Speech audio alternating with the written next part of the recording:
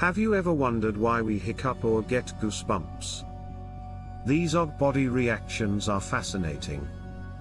Let's explore 3 weird human body facts together.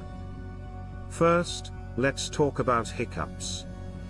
They happen when your diaphragm spasms. This involuntary reaction can occur from eating too quickly or feeling nervous. They usually go away, but sometimes they last longer. Next, there are goosebumps. These little bumps appear when you're cold or scared. The tiny muscles at the base of hair follicles contract. This reaction helps warm you up or make you look larger to threats. Lastly, sneezing. This powerful expulsion clears out irritants from your nose. It can be triggered by dust, allergies, or even light. Sneezing helps protect your airways and keeps them clean.